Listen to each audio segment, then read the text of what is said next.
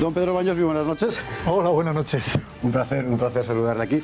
Bueno, usted igual se acuerda cuando en la redacción abierta de Intereconomía estuvimos contando al principio del follón de Corea del Norte, Trump, parecía que la guerra nuclear iba a estallar en 24 horas. Y recogíamos las declaraciones de don Pedro Baños, coronel, como todo el mundo sabe, autor de éxito, acaba de publicar 2 libros que se venden, en fin, sin cesar y además bien vendidos porque son de esos con los que uno aprende un montón de cosas, que dijo, esto no es verdad. Esto no es verdad, esto es un juego, más como cuando esos ciervos se enfrentan por la hembra y berrean, pero esto no va a ser una guerra de ninguna manera, e incluso se reía. Y la gente le miraba espantado diciendo, pero qué crueldad, ¿cómo es posible? Bueno, he aquí que ha pasado el tiempo, han pasado los meses, esta semana se vuelven a reunir Kim Jong-un y Trump, de guerra efectivamente nada de nada, y al final era efectivamente la berrea. Hay que tener en cuenta que Corea del Norte es un enano si lo comparamos con un gigante que claramente es Estados Unidos. ¿Para qué iba a entrar en guerra nuclear Corea del Norte con Estados Unidos, que no le llegaría probablemente ninguno de los proyectiles nucleares que tiene sobre territorio estadounidense, porque sabe que inmediatamente desaparecería? Y no pensemos que los norcoreanos, a pesar de que tenemos una imagen muy desdibujada de ellos, son personas torpes ni muchísimo menos. Son personas muy capacitadas y lo estamos viendo que han sido capaces al final de sentar a la mesa de negociación ni más ni menos que a la gran superpotencia que lo sigue siendo todavía actualmente, que es Estados Unidos. Cuando se planteó el asunto aquel, tuvimos oportunidad de conversar varias veces sobre el asunto. Siempre aparecía China, es decir, China para ladrar emplea a Corea del Norte. Y cuando Corea del Norte habla no es como decir por causa propia, sino que es porque está haciéndole, por así decir, el recao a Pekín.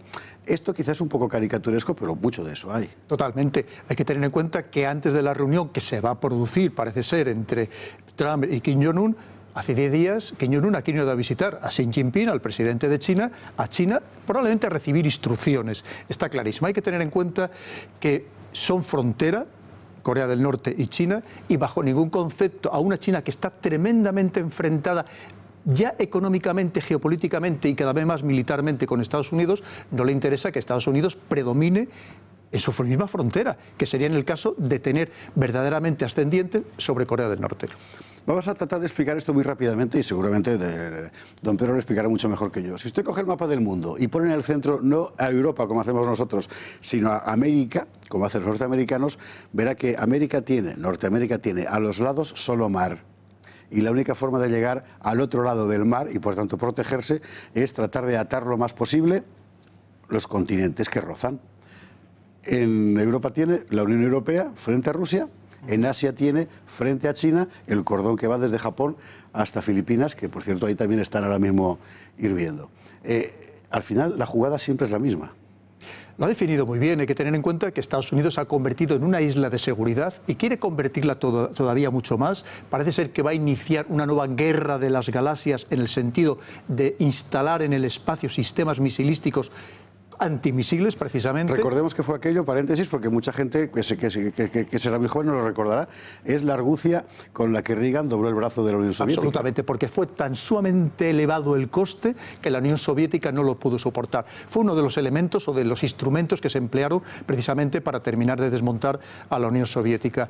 Y dentro de ese juego, claramente, el gran adversario, como acabo de comentar, es China para Estados Unidos. Rusia lo es, pero muy parcialmente. Y lo que está haciendo, en cierto modo, es dejar que seamos los europeos los que mantengamos el pulso con Rusia para él tener las manos mucho más libres para enfrentarse con ese gran adversario que son los chinos. Eso está muy bien. Está muy bien, no, está muy mal. Está muy mal en el sentido de que el conflicto con Rusia parece que se ha enquistado decisivamente y no hay forma además de solucionarlo. Sobre todo porque vemos que cada vez, sobre todo hay un país muy claro dentro de la Unión Europea, que es el Reino Unido, que está absolutamente y abiertamente, manifiestamente enfrentado con Rusia, cuando no es el caso con Skripal, cuando no son las acusaciones permanentes entre los servicios de inteligencia, en fin, lo que es cierto es que hay un enfrentamiento importante y por parte de Estados Unidos también, porque claro, desde el punto de vista geopolítico, evidentemente Rusia lo es un gran adversario. Lo que no lo es económicamente. La economía de Rusia no tiene nada que ver con la economía de Estados Unidos. Estamos hablando que su Producto Interior Bruto de Rusia es equivalente al Producto Interior Bruto de España o de Italia, no tiene nada que ver con el de Rusia, con el de Estados Unidos, que estamos hablando que es el 25% de todo el PIB mundial. porque, como digo, sí que es un adversario China económicamente para Estados Unidos, pero no lo es Rusia. Pero sí es verdad que es un adversario geopolítico y militar, por capacidad nuclear, que prácticamente están a la par, en número de misiles y de capacidades nucleares, y también incluso de fuerza militar, aunque la inversión que hace Rusia en defensa es la 10ª parte del gasto de defensa de Estados Unidos. Hablando del aparato ruso de defensa, realmente muy poca gente apostaba por él, pero en Siria ha demostrado que con un coste relativamente pequeño es enormemente eficaz. No solamente eso, José Javier, piense que ha experimentado como 200 nuevas armas, que ha sido capaz de mandar a todo su Estado Mayor que pase, que rote por Siria para aprender las nuevas técnicas de combate, que ha mandado a todos sus regimientos y divisiones también que roten por Siria para coger experiencia de combate, y ahora mismo además que ha mandado lo que llamamos botas sobre el terreno, el único país que se ha atrevido y que ha adquirido, como digo, una gran experiencia que todavía refuerza su capacidad militar sin lugar a dudas. Y además ha mandado señales tan sumamente claras como lanzar misiles desde barcos que estaban localizados en el Mar Negro, en el Mar Caspio, para volver a decir que tiene presencia otra vez importante en esos mares. Siria, da la impresión de que la guerra que ya ha acabado, en realidad no ha acabado, lo que pasa es que hemos dejado de hablar de ella, no sé muy bien por qué motivo. La guerra allí sigue, es verdad que en condiciones muy diferentes a las de hace 3 años. En estos últimos días se han producido ataques por parte del Estado Islámico, el Daesh, contra fuerzas kurdas y contra fuerzas estadounidenses. Por supuesto que sigue activo el Estado Islámico. Militarmente no es lo que fue a partir, sobre todo, de junio del 2014, porque era relativamente sencillo acabar con un ejército que no tiene capacidades aéreas, que no tiene capacidades estratégicas, pero claro, lo que es la ideología, la fuerza que ha llegado a desarrollar no solamente en Siria, en Irak, que tampoco lo olvidemos, donde se siguen produciendo sistemáticamente atentados por parte del Estado Islámico, porque, como digo, lo que es el concepto que llegó a expandir por estos 2 territorios y por otras buenas partes del mundo, ha calado muy fuerte, ha prendido unas raíces muy profundas y serán muy difíciles de arrancar. Una apuesta. Yo tengo dicho, y es una intuición en realidad más que otra cosa, pero bueno, que al final a lo que estamos asistiendo, aunque no lo veamos, es una especie de nuevo reparto del mapa en Oriente Medio como el que vimos en 1916, 18, 19. Es decir, el Tratado de Sykes-Picot, aquel de la Primera Guerra de Arabia, ¿se acuerda usted? Bueno, lo mismo, pero en versión moderna. Y la verdad es que tiene toda la pinta. Pero fíjese, precisamente lo que pretendía el Estado Islámico era romper ese acuerdo Sykes-Picot de 1916, en medio, de esa repartición que se hizo entre Francia y el Reino Unido de todo ese Oriente Medio. Quería crear ese Estado árabe que además fue lo que se prometió pues lo que por parte de los británicos y que nunca lo cumplieron. Lo que pasa es que han empleado unas fuerzas prosis, unas fuerzas intermedias, que son los kurdos, que ya se sintieron engañados también después de esa Primera Guerra Mundial, cuando se les promete que si luchan contra los otomanos, contra el Imperio Otomano, van a tener su propio Estado independiente, y que además se les ha vuelto a engañar, porque crean esas fuerzas democráticas sirias, básicamente kurdas, por parte de Estados Unidos, y que ahora Estados Unidos las va a abandonar, cuando además con el riesgo de que Turquía las ataque, que es lo que quiere actualmente Turquía, atacar a esas fuerzas democráticas sirias, porque consideran que sus fuerzas militares, las YPG y las YPJ, las femeninas, que son tremendamente belicosas, son marxistas-leninistas, hermanadas con el PKK, los kurdos que tienen su propio territorio, y por lo tanto los considera terroristas y los mete a todos en el mismo conjunto. O sea que la guerra sigue allí. Bueno, no se le quite usted de la cabeza la idea. Una última cuestión, porque nos quedan solo 4 minutos y medio, yo querría en fin, apurarla. Brasil, que es eso es el país del futuro y siempre lo será, como decía, porque bueno, o el león dormido que nunca despierta. Bueno, Bolsonaro de repente da la impresión de que quiere hacer una especie de gran potencia nacional del Brasil, y además trazando lazos muy estrechos con los Estados Unidos. Y se ha hablado mucho de la nueva geopolítica que marca este cambio de poder en Brasil. ¿Es verdad o no? Sí. Claramente, hay que pensar que es un poco el representante de Trump, digamos, en Sudamérica. Es un cambio de ciclo que hasta cierto punto tiene su lógica. Hay que pensar que en 2008 había solamente un país en Sudamérica que podemos considerar de derechas, que era Colombia. Actualmente, a día de hoy, la mitad de los países sudamericanos ya se les puede considerar de derechas, e incluso los que no son estrictamente derechas, como es el caso del gobierno Macri en Argentina, sí, está cada vez más próximo a Estados Unidos.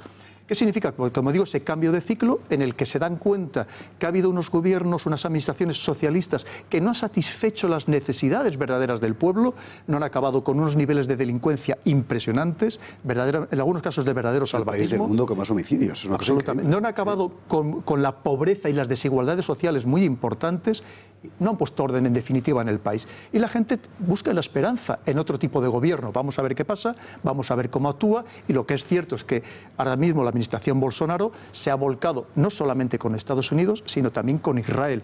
Recordemos que una de las promesas que hizo de las primeras decisiones que iba a tomar era también de trasladar la embajada desde Tel Aviv hasta Jerusalén. Imagino que el gesto ruso de acercarse a Venezuela en este caso concreto no obedecerá tanto a cuánto me gusta Nicolás Maduro como a, ojo, que los norteamericanos se me apoderan de todo el continente. Cuestiones estratégicas. Hay que pensar que Venezuela no solamente es que tenga probado el 25% de todas las reservas de petróleo del mundo, si consideramos también las bréas pesadas, no solo el petróleo ligero, sino que además su posición estratégica es absolutamente esencial. Tiene capacidad para controlar todo el canal de Panamá, por donde no solamente transitan buques, y además todavía de mayor tonelaje una vez que se ha ampliado la anchura, sino que además a través del canal de Panamá pasan todos los servicios de cable de fibra óptica que dan servicio a todos los sistemas financieros de Sudamérica. Es absolutamente esencial. Dato este. Con lo cual, ya recordemos que hace unos años, ahora unos 10 años, 12 años, cuando Rusia mandó también sus Tupolev 160 con capacidad nuclear a Venezuela, inmediatamente Estados Unidos reconstituyó una flota que había desmontado después de la Segunda Guerra Mundial solo para proteger el canal de Panamá.